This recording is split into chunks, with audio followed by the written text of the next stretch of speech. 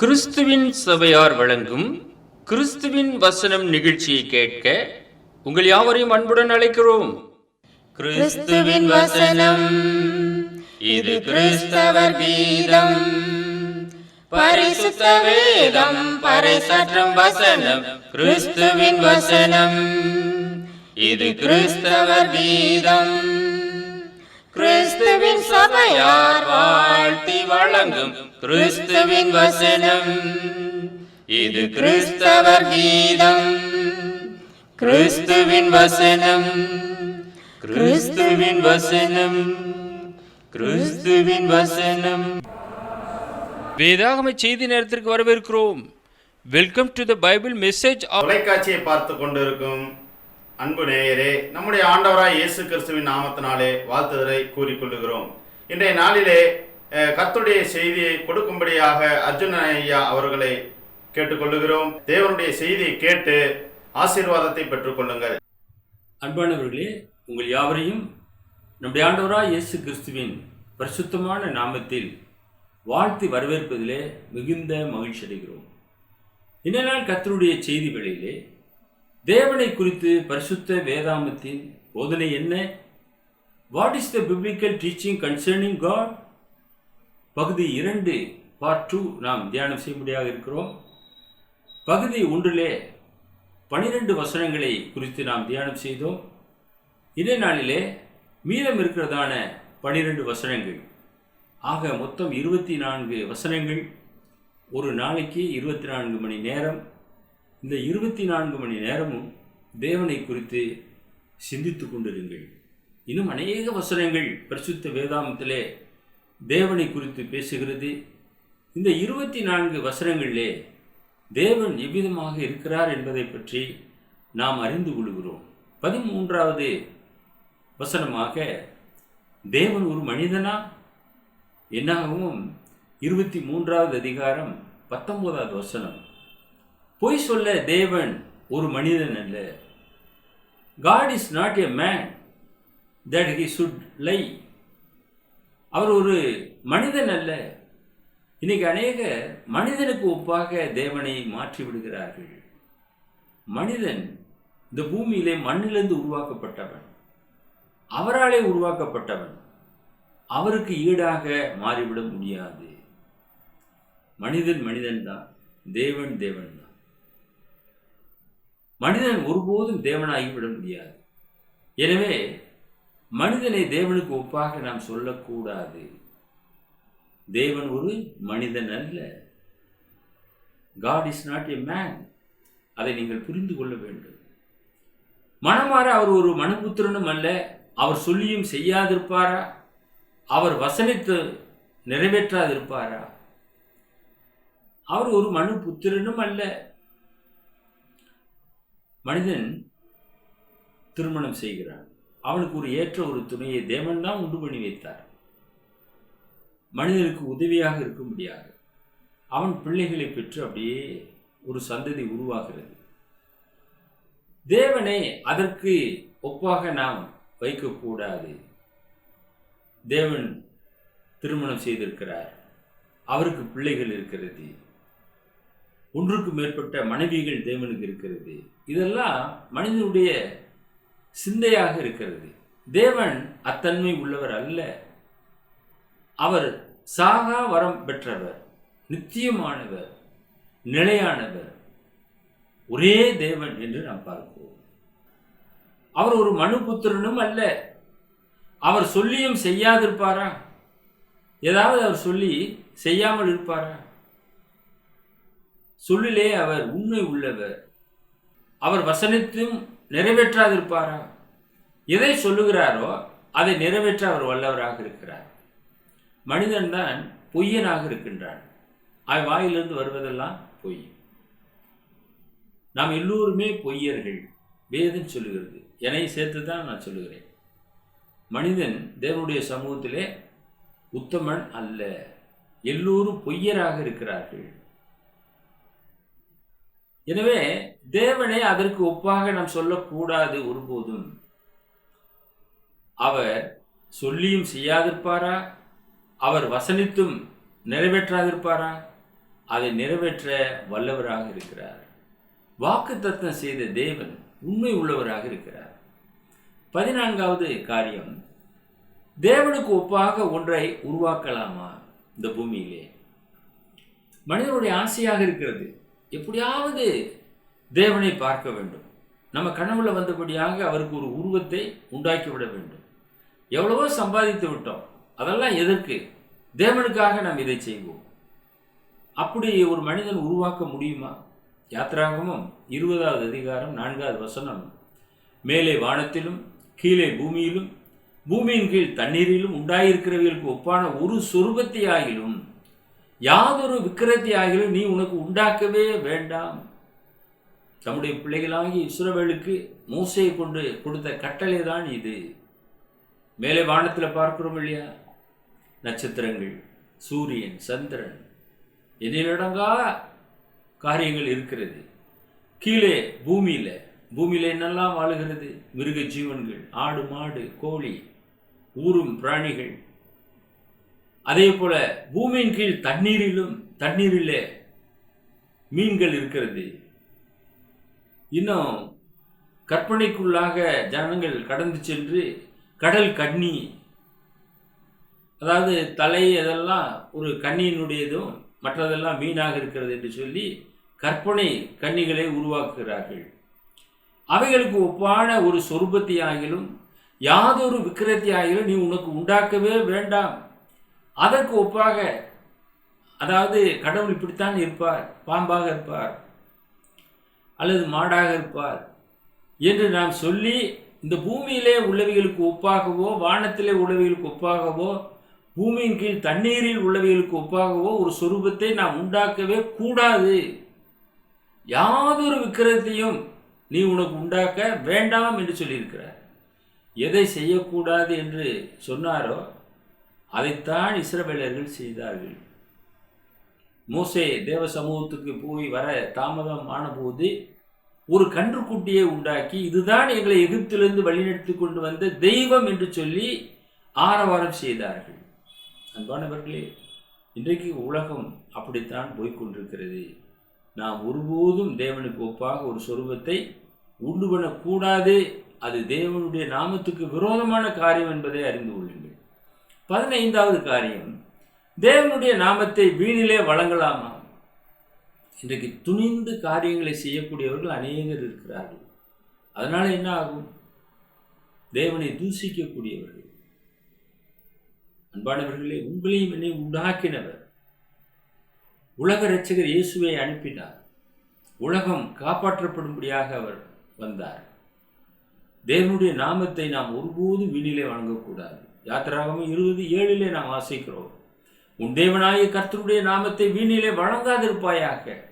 கர்த்தர் தம்முடைய நாமத்தை வீணிலே வழங்குகிறவனை தண்டியாமல் விடார், அவன் நிச்சயமாக தண்டிக்கப்படுவான். நாம உருவாகவில்லை, தேவன் நம்மை உண்டு பண்ணியிருக்கிறார். தாயின் கருவிலே தேர்வு செய்கிறார். தேவனுடைய அனுமதி இல்லாமல் ஒருவரும் இந்த பூமியிலே பிறக்க முடியாது. எல்லா ஆத்துமாக்களும் என்னுடையவைகள் என்று சொல்லுகிறார். நீங்க வேணா தேவனை அறியாமல் இருக்கலாம், ஆனால் உங்களுடைய ஆத்துமா தேவனுக்கு சொந்தமானது. அது தேவனை நோக்கி ஒரு நாளைக்கு கடந்து செல்லும். அப்போது இந்த பூமியிலே நாம் எப்படி வாழ்ந்தோம் என்பதை நாம் கணக்கு ஒப்புவித்தாக வேண்டும். தேவனுக்கு விரோதமாக அவருடைய நாமத்தை வீணிலே வழங்கியிருப்போம் என்றால் நிச்சயமான தண்டனையை நாம் அவருடைய சமூகத்திலே பெற்றுக்கொள்வோம். 16வது அதிகாரம், தேவன் பூமியிலே வாசம் பண்ணுவாரா? இன்றைக்கு அநேகர் நினைக்கிறார்கள், எனக்கு நல்ல பங்களா கட்டிட்டேன், ஏகப்பட்ட சொத்துகள் வைத்திருக்கிறேன், தேவனுக்காக நான் ஏதாவது ஒன்று செய்ய வேண்டும், அவருக்காக ஒரு அறையை ஒதுக்க வேண்டும், என்னுடைய வீட்டிலே பூஜை அறை. தேவன் அதில் வாசம் பண்ணுவாரா? தேவன் பூமியிலே வாசம் பண்ணுவாரா? 1 ராஜாக்கள் 8வது அதிகாரம் 27வது வசனம், சாலமோன் ராஜா சொல்றாரு, தேவன் மெய்யாக பூமியிலே வாசம் பண்ணுவாரோ? இதோ வானங்களும் வானாதி வானங்களும் உம்மை கொள்ளாதே, நான் கட்டின இந்த ஆலயம் ஏமாத்திரம். எவ்வளவோ சம்பாதித்துட்டாரு, அரண்மனைகளை கட்டினார். தேவனுக்கு ஒரு ஆலயத்தை கட்டணும்னு அவருக்கு ஆசை. தாவீதுக்கு ஆசை இருந்தது, அவங்க அப்பாவுக்கு. அவரால் கட்ட முடியல, அவருக்கு கட்டும்படியான அனுமதியும் கிடைக்கல. சாலமோனுக்கு அந்த அனுமதி கிடைத்தது. அதை கட்டிட்டு அவர் சொல்றாரு, தேவன் மெய்யாகவே பூமியிலே வாசம் பண்ணுவாரோ? உண்மையிலே அதை வாசம் பண்ணுவார் அந்த பூமியில வந்து. ஏனென்றால் அவர் எப்படிப்பட்டவர்? சர்வ வியாபி. இதோ வானங்களும் வானாதி வானங்களும் உண்மை கொள்ளாதே.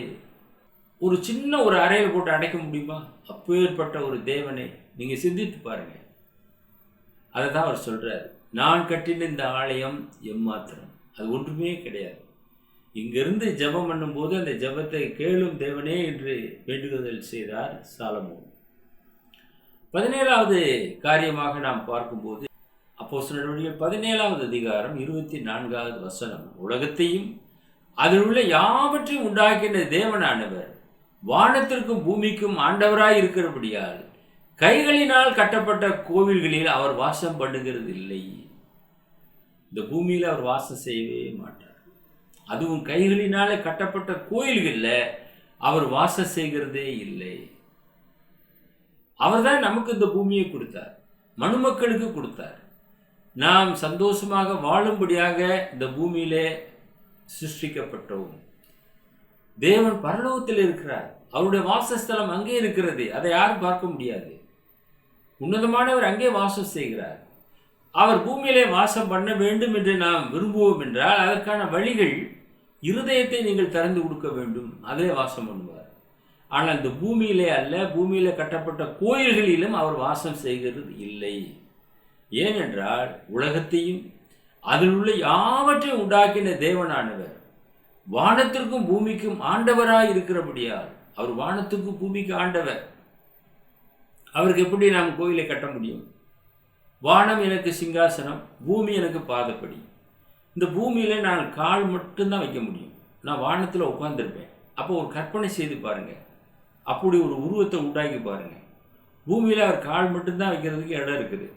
அவருக்கு எப்படி நீங்கள் ஒரு சிறிய ஒரு கோயிலுக்குள்ளே அவரை போய் உட்கார வைக்க முடியும்?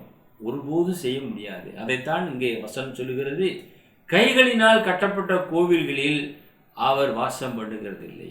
இன்னைக்கு அநேக கிறிஸ்தவர்கள் கூட எங்கே போகிறோம்னா கோயிலுக்கு போகிறோம்னு தான் சொல்கிறாங்க. சர்ச்சு பில்டிங்கு போகிறோம்னு ஒருவருமே சொல்லுவதில்லை. சர்ச்சு பில்டிங்கு தான் போகிறோம், சபை கட்டிடத்துக்கு தான் போகிறோம். சபையார் கூடக்கூடிய கட்டிடம் அது, அதில் இயேசு வாழ்வது இல்லை. ஆனால் இவர்கள் அங்கே வாழ்வதாக சொல்லுகிறார்கள். ஆனால் வேத வசனத்தின்படியாக அவர் கைகளினால் கட்டப்பட்ட கோவில்களில் வாசம் பண்ணுகிறதில்லை என்று தம்முடைய சீஷர்கள் அப்போஸ்தலர்களை கொண்டு பிரசங்கத்தின் மூலமாக சொல்லியிருக்கிறத வசனத்தை நாம் தியானம் செய்வோம். 18வது காரியமாக, தேவன் மனுஷர் கைகளினால் பணிவிடையை ஏற்றுக்கொள்வாரா? அவர் கைகளினால் கட்டப்பட்ட கோயில்களிலும் வாசம் செய்கிறதில்லை, மனுஷர் கைகளினாலே பணிவிடைகளையும் அவர் ஏற்றுக்கொள்றதில்லை. இன்னைக்கு அவங்க என்ன நினைக்கிறாங்க? ஏதாவது ஒரு கர்த்தருக்கு ஏதாவது செய்யணும், அவருக்கு ஒரு விசேஷ ஒரு உணவு தயார் பண்ண வேண்டும், அதை நம்ம இலை போட்டு வைத்தாலும் அவர் அதை சாப்பிடுவதில்லை. அவருக்காக நாம் பணியாரங்களை சுட்டு வைத்தாலும் அவர் தின்பதில்லை. வடைகளை மாலையாக நம்ம போட்டாலும் அதை அவர் ஏற்றுக்கொள்வதில்லை. என்னதான் அவருக்கு செய்தாலும் மனிதனுடைய கைகளினாலே அவர் பணிவிடையை ஏற்றுக்கொள்ளுகிற தேவனே அல்ல. தேவன் ஆவியாக இருக்கிறார். அப்போஸ்தலர் நடவடிக்கைகள் 17வது அதிகாரம் 24வது வசனம், உலகத்தையும் அதில் உள்ள யாவற்றையும் உண்டாக்கின தேவனானவர் வானத்திற்கும் பூமிக்கும் ஆண்டவராய் இருக்கிறபடினால் கைகளினால் கட்டப்பட்ட கோவில்களில் வாசம் பண்ணுகிறதில்லை. அதே போல 25வது வசனம், எல்லாருக்கும் ஜீவனையும் சுவாசத்தையும் சகலத்தையும் கொடுக்கிற அவர் தமக்கு யாதொன்று தேவையானது போல மனுஷர் கைகளால் பணிவிடை கொள்ளுகிறதும் இல்லை. அவர் ஏதாவது சாப்பாடு நம்ம இடத்துல கேட்டாரா? நாம் எப்படி நடக்க வேண்டும் என்ற ஒரு போதனையை தான் நம்ம கொடுத்திருக்கிறார். மனிதனுக்கு வேண்டிய எல்லாவற்றையும் தேவன் இந்த பூமியிலே உண்டு பண்ணியிருக்கிறார். அவருக்கு தேவையானது ஒன்றை மனிதன் கையிலிருந்து அவர் ஏற்றுக்கொள்கிறது இல்லை. மனிதர்கள் என்ன நினைக்கிறார்கள்? தங்களுடைய மூதாதையர்களுக்கு என்னெல்லாம் செய்கிறார்களோ அதே போல பிதாவாகிய தேவனுக்கு செய்ய முற்படுகிறார்கள். அது தவறு, அதை அவர் ஏற்றுக்கொள்ளுகிறது இல்லை என்று வசனம் சொல்கிறது. எல்லாருக்கும் ஜீவனையும் சுவாசத்தையும் சகலத்தையும் கொடுக்கிற அவர், நமக்கு அவர் எல்லாவற்றையும் கொடுத்திருக்கிறார். ஜீவனை கொடுத்துருக்கிறார், சுவாசத்தை கொடுத்துருக்கிறார். இந்த பூமியில் விளையக்கூடிய பொருட்கள் எல்லாம் அவருடைய வார்த்தைக்கு கட்டுப்பட்டு நமக்கு விளைச்சலை கொடுக்கிறது. அது மனிதனுக்கு தேவை. அதே போல அவரு ஏதோ ஒரு தேவையானது போல மனுஷர் கைகளினாலே பணிவிடையை ஏற்றுக்கொள்ளுகிறது இல்லை. எந்த ஒரு பொருளையும் மனுஷர் கையிலிருந்து அவர் ஏற்றுக்கொள்றதில்லை. காணிக்க கூட நாம் எதற்காக சேர்க்கிறோம்? தேவனுக்காக கொடுக்கிறோம். தேவன் கடனாளியாக இருக்கிறாரா? இல்லையே. காணிக்க எதற்காக சேர்க்கிறோம்? சபையில் இருக்கிறதான ஏழைகள், திக்கற்றவர்கள், விதவைகள், அவர்களுக்கு அது உதவியாக இருக்கும். சபையினுடைய பராமரிப்பு பணிகளுக்காக உன்னதமான சுவிசேஷம் உலகம் எங்கிலும் எடுத்து செல்லும்படியாக அந்த காணிக்கைகளை நாம் சேர்க்கிறோம். அதுவும் தேவன் தான் கொடுத்தார். கர்த்தர் கொடுத்ததையே நாம் திரும்ப செலுத்துகிறோம். ஆக மனுஷர் கைகளினாலே எந்த விதமான காரியத்தையும் அவர் ஏற்றுக்கொள்வதில்லை. ஆடு, மாடு, கோழி இவைகளுடைய பலிகள்லாம் அவர் ஏற்றுக்கொள்கிறதே இல்லை. தம்முடைய ஒரே பேரான குமாரனையே நமக்காக பலியாக ஒப்பு கொடுத்தார் என்பதை நாம் ஒருபோதும் மறந்து போய்விடக்கூடாது. அப்படிப்பட்ட தேவனை நீங்கள் பற்றி கொண்டவர்களாக இருக்க வேண்டும். 19வது காரியம், தேவன் மாம்சத்திலே வெளிப்பட்டார்.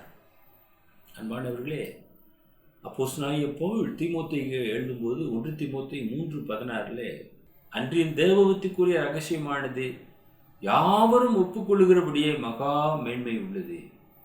தேவன் மாம்சத்திலே வெளிப்பட்டார். இந்த தேவன் மாம்சத்திலே வெளிப்பட்டார்.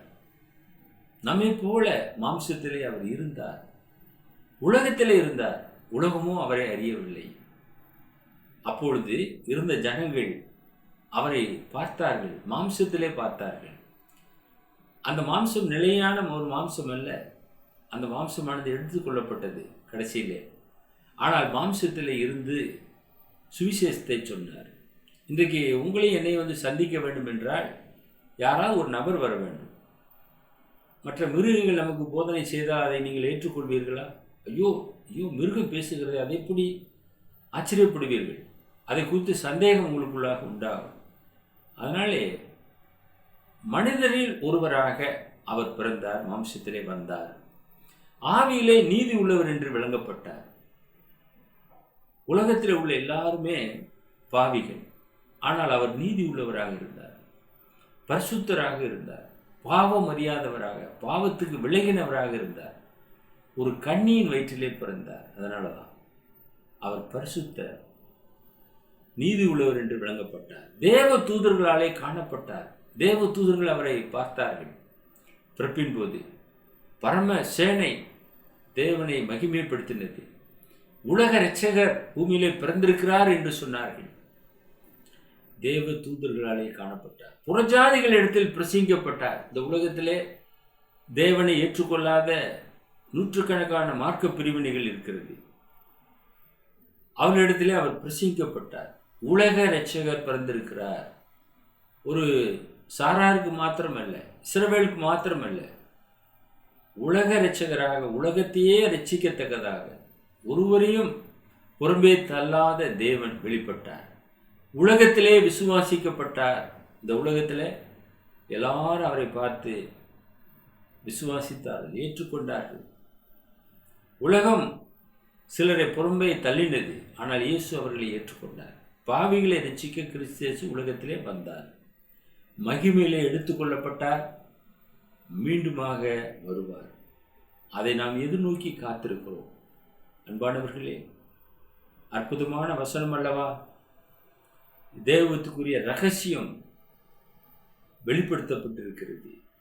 அதை நீங்கள் நானும் விசுவாசத்தில் ஏற்றுக்கொள்ள வேண்டும். 20வது காரியமாக, தேவன் மனிதனில் வாசம் பண்ணுகிறாரா? என்னிலே அவர் வாசம் பண்ணுவாரா என்று நீங்கள் கேட்கலாம். 1 கொரிந்தியர் 3:16 நீங்கள் தேவனுடைய ஆலயமாய் இருக்கிறீர்கள் என்றும் தேவனுடைய ஆவி உங்களில் வாசமாய் இருக்கிறார் என்றும் அறியாதிருக்கிறீர்களா? Know ye not that you are the temple of God and that the Spirit of God dwells in you? நம்மிலே அவர் வாசம் செய்கிறார். நீங்கள் தேவனுடைய ஆலயமாக இருக்கிறீர்கள். தேவனுடைய ஆவியானவர் உங்களிலே வாசம் பண்ணுகிறார். நாமே அவருடைய ஆலயம். கைகளினாலே கட்டப்பட்ட கோயில்களிலே அவர் வாசம் செய்கிறதில்லை, நம்மிலே வாசம் செய்கிறார். நமக்கு கொடுத்த ஆவியிலே அவர் வருகிறார். ஜீவ சுவாசத்தை மனிதனுடைய நாசியிலே ஊதினால் அவன் ஜீவ ஆத்மாவானான். தேவன் தம்முடைய ஆவியை அவனுடைய நாசிலே ஊதினார். மண்ணாக இருக்கக்கூடிய ஆதாமுடைய அந்த நாசியிலே ஊதினார். அவன் ஜீவ ஆத்மாவானான், உயிரடைந்தான். அந்த ஆவி மூலமாக அவர் நம்மிலே வருகிறார், நம்மிலே வாசம் செய்கிறார். நீங்கள் நானும் அதை ஏற்றுக்கொள்ள வேண்டும். நம்மிலே வாசம் செய்கிறார் என்றால் நாம் எந்த அளவுக்கு பரிசுத்தமாக இருக்க வேண்டும்? பாவத்துக்கு விலகினவர்களாக, பரிசுத்தத்தை நோக்கி பார்த்தவர்களாக, இரட்சகராகிய இயேசுவை நாம் வாழ்க்கையிலே ஏற்றுக்கொண்டவர்களாக, பரிசுத்தத்திலே பயணிக்கிறவர்களாக நாம் இருக்க வேண்டும். 21வது காரியமாக, தேவனால் பிறந்த ஒரு மனுஷன் பாவம் செய்வானா? ஒருபோதும் செய்ய மாட்டான். தேவனாலே பிறக்க வேண்டும். 1 யோவான் 5வது அதிகாரம் 18வது வசனம், தேவனால் பிறந்த எவனும் பாவம் செய்யான் என்று அறிந்திருக்கிறோம். தேவனால் பிறந்தவன் தன்னை காக்கிறான், பொல்லாங்கன் அவனை தொடான். பொல்லாங்கன் ஒருபோது அவனை தொட முடியாது. ஏனென்றால் அவன் தேவனாலே பிறந்திருக்கிறான். தேவனாலே பிறப்பதற்கு என்ன வழி? ஒருவன் மறுபடியும் பிறக்க வேண்டும். ஜலத்தினாலும் ஆவியினாலும் பிறக்க வேண்டும். ஞான ஸ்நானத்திலே பிறக்க வேண்டும். பாவத்துக்கு செத்து நீதிக்கு பிழைக்க வேண்டும். இயேசுவை விசுவாசித்து நீங்கள் மனம் திரும்பி அவரை அறிக்கையிட்டு பாவ மன்னிப்புக்கென்று ஞான ஸ்நானம் பெறும்போது நீங்கள் தேவனாலே பிறக்கிறீர்கள். 22வது காரியமாக, தேவனால் பிறந்தவன் உலகத்தை ஜெயிக்க முடியுமா? இந்த உலகத்தை ஜெயிக்கணும். பாவம் நிறைந்த உலகத்திலே அனுதினம் போராட்டம் இருக்கிறது. எப்படி ஜெயிப்பது? 1 யோவான் 5வது அதிகாரம் 4வது வசனம், தேவனால் பிறப்பதெல்லாம் உலகத்தை ஜெயிக்கும். நீங்கள் ஞான ஸ்நானத்தில் தேவனுடைய பிள்ளையாக மாறும்போது நீங்கள் உலகத்தை ஜெயிக்க முடியும். நம்முடைய விசுவாசமே உலகத்தை ஜெயிக்கிற ஜெயம். நமக்கு இருக்கிற விசுவாசம் இருக்கு பாருங்க, அது உலகத்தையே ஜெயிக்கும். எபிரேயர் 11வது அதிகாரத்தில் விசுவாச பட்டியலே நாம் பார்க்கிறோம். விசுவாசத்தினாலே அவர்கள் ராஜ்யங்களை ஜெயித்தார்கள். அதே போல நீங்கள் நானும் தேவனால் பிறக்கும்போது உலகத்தை ஜெயிக்க முடியும். நம்முடைய விசுவாசமே உலகத்தை ஜெயிக்கிற ஜெயம். For whatsoever is born of God overcomes the world, and this is the victory that overcomes the world, even our faith. நம்முடைய விசுவாசத்தினால தான் நாம் இந்த உலகத்தை ஜெயிக்க முடியும். நம்முடைய விசுவாசத்தை கொண்டு இந்த உலகத்தை ஜெயிக்க முடியாது. தேவனிடத்திலிருந்து வரக்கூடிய விசுவாசத்தை நீங்கள் பெற்றுக்கொள்ள வேண்டும். விசுவாசத்தை துவக்குகிறவரும் முடிக்கிறவரும் இயேசு கிறிஸ்து தான். அந்த மெய்யான விசுவாசத்தை நீங்கள் பெற்றுக்கொள்ள வேண்டும். எனக்குள்ளாக விசுவாசம் வரவில்லை என்று சொல்வார்கள். விசுவாசத்தை துவக்கிறவர் ஒருவர் இருக்கிறார். நீங்கள் தேவனாலே தேர்வு செய்யப்பட வேண்டும். அப்பொழுது அந்த விசுவாசம் உங்களுக்கு நிச்சயமாக கிடைக்கும். அந்த விசுவாசத்தினாலே நீங்கள் இந்த உலகத்தை ஜெயிக்க முடியும். 23வது காரியமாக, மனுஷனுடைய ஆவி தேவனுடைய கையில் இருக்கிறதா?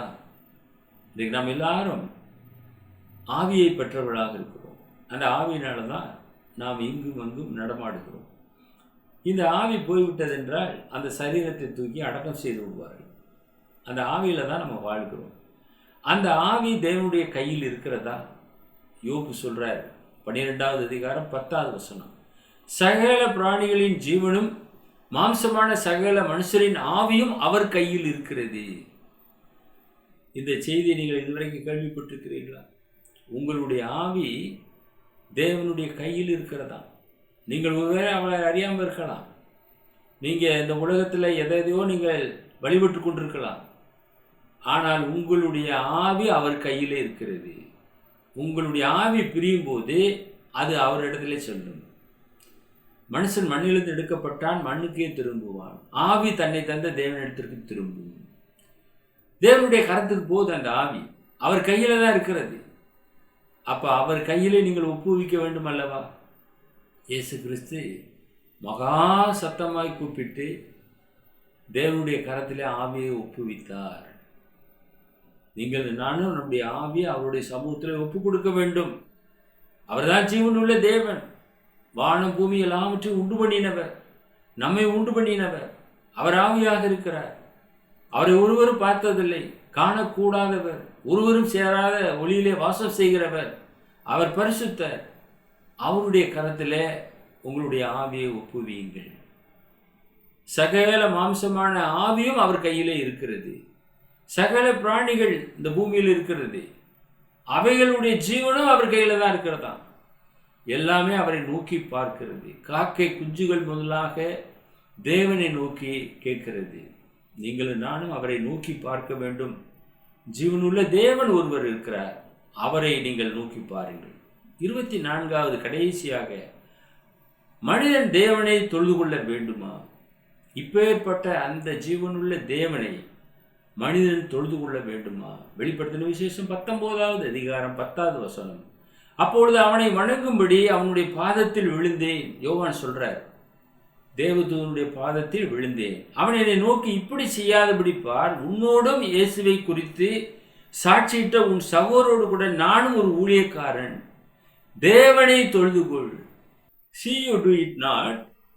I am a fellow servant with you and with your brethren that have the testimony of Jesus. Worship God. தேவனை தொழுது கொள். நானும் ஒரு ஊழியக்காரன் என்று தேவதூதனே யோவான் இடத்திலே சொல்லுகிறார். யோவான் ஒரு அப்போஸ்தலன், சிறப்பான ஒரு அப்போஸ்தலன். அவரே தேவதூதனை பார்த்த உடனே காலுக்கு விழுந்திருக்கிறார். இப்படி செய்யாதபடி பார், என்னை நீ காலுக்கு விழுந்து தொழுது கொள்ளாத, தேவனை தொழுது கொள் என்று அந்த தேவதூதன் சொல்லுகிறான். அவன் ஒரு சிறப்பான தேவதூதன், நல்ல தேவதூதன். ஏன்னா தேவதூதன் தப்பு செஞ்சிடறாங்க, அந்த பெருமையை வாங்கிட்டு ஆகா என்னையே இவர் தொழுது கொண்டாரு என்ற ஒரு பெருமை. இன்னைக்கு அநேகருக்கு காலுக்கு விழுந்தோடனே அவங்க என்ன நினைக்கிறாங்க, அப்படியே கை கீழே குடிஞ்சு தூக்கி விடுறாங்க. ஒருபோதும் நம்ம மனுஷருக்கு காலுக்கு விழுகாதிருங்க. தேவன் ஒருவருக்கு தான் நாம் முழங்கால் படியிட வேண்டும். அதில் கவனமாக இருங்கள்.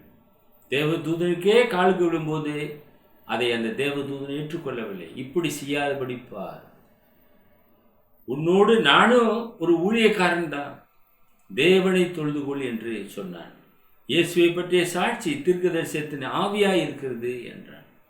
அன்பான சகோதரனே, சகோதரியே, தொலைக்காட்சி நேயரே, தேவனை பற்றிய செய்திகளே பார்ட் 1 பார்ட் 2 24 வசனங்களை நாம் தியானம் செய்திருக்கிறோம். தேவன் ஒரு மனிதனா என்று கேட்டீர்கள் என்றால் இல்லை.